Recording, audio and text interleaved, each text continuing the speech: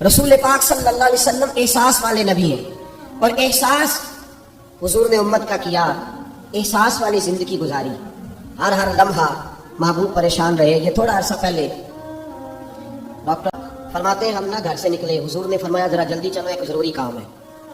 فرماتے ہیں بڑی تیزی کے ساتھ آج روٹین سے ہٹ کر محبوب نے تیز تیز قدم مبارک اٹھائے، تیز تیز، اور فرماتے ہیں ایک گلی ہم نے کراس کی، دوسری گلی میں جو پہنچے تو پھٹے پرانے کپڑے، سادی سی بیوی، اور حالت بتاتی تھی کہ بیچاری کسی غریب گھر کی ہے، وہ سڑک پہ کھڑی تھی اور رو رہی تھی۔ میرے کریم رسول نے فرمایا بلال اسے پوچھو کیا مسئلہ ہے، کیوں روتی ہے؟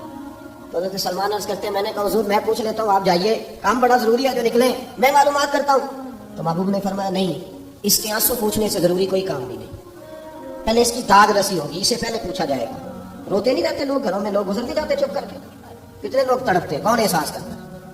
نبی پاک سید عالم صلی اللہ علیہ وسلم رکے اور اس خاتون سے پوچھا کیا بات ہے؟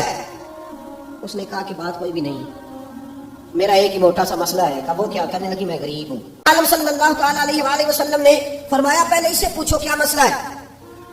وہ کہنے لگی میں غریب ہوں، بوڑھی ہو گئی ہوں، ساری زندگی غلامی میں گزاری ہے، تیل لینے آئی تھی 5 دینار کا، بوتل میں تیل بھروایا ہے، اور اب بوڑھی ہوں نا تو کمر درد کرتی ہے، پیر پیچھے موڑا ہے تو میں گری ہوں، تیل زمین پی گئی ہے، اب زمین تو واپس نہیں کرتی، لیکن واپس جاؤں گی تو ایک یہودی عورت کی ملازمہ ہوں، وہ درے سے مارے گی، کھال ادھیڑ دے گی، میں بڑی پریشان ہوں، اب نہیں مار کھائی جاتی، ہڈیاں بوڑھی ہیں، قربان جاؤں۔ حضرت بلال کو حضور نے حکم دیا، فرمایا دوڑ کے گھر جا 5 دینار لا۔ فرماتے 5 دینار لائے، تیل خرید کے دیا، وہ پھر رونے لگی۔ فرمایا آپ کیوں روتی ہے؟ اس نے کہا بتایا نا غریب ہو، غریب کا جرم کوئی نہیں ہوتا لیکن پیس دیا جاتا ہے، پھر بھی مار تو اب بھی پڑے گی، اب کیوں پڑے گی؟ اور اس کرنے لگی محبوبہ مار اس لیے پڑے گی کہ دیر سے کیوں آئی ہے؟ تو میرے کریم رسول اور وہ بی بی حضور ابھی آئے ہیں مدینہ طیبہ، امام یوسف صالح فرماتے ہیں ابھی آئے تھے حضور، سبل الہدی پر ارشاد کے مصنف کہتے ہیں ابھی آئے تھے نبی پاک، وہ جانتی بھی نہیں تھی۔ تو سید عالم صلی اللہ تعالیٰ علیہ وسلم نے فرمایا اچھا، اللہ تعالیٰ نے فرماتے ہیں میرے نبی پاک نے فرمایا بی بی چل میں تیرے ساتھ چلتا ہوں، گویا اللہ کی ساری رحمتیں اس کے ساتھ ساتھ چلنے لگی، اور آگے آگے نہیں، ساری کتابیں پڑھ لو، وہ پھٹے پرانے کپڑوں والی بی بی آگے آگے اور اللہ کے کریم رسول پیچھے پیچھے، ساری گلیاں اس نے پھرائی، مدینے کی صحرا آ گیا، ایک دروازے پہ دستک دی، سے مالکن آئی، وہ بی بی بعد میں کہتی ہے میں بھی بڑی ڈاڈی تھی، طاقت ہی نہیں تھی میرے سامنے کو کھڑا ہو سکے، لیکن جب میں باہر نکلی تو میں نے نور کے حالے میں لپٹی ہوئی ایک عظیم ہستی کو دیکھا۔ فرماتے محبوب کے گورے چٹے رنگ کے اوپر کالی زلفیں اور محبوب پاک کی مقدس آنکھیں جب تک بات کرتے رہے نظریں زمین پہ جھکی رہی۔ شرم و حیا والے رسول نے بڑے میٹھے، بڑے دھیمے، بڑے خوبصورت لہجے میں کہا، بریلی کے امام فرماتے ہیں نیچی نظروں کی شرم و حیا پہ درود، بڑے دھیمے لہجے میں فرمایا تیری نوکرانی ہے تیری؟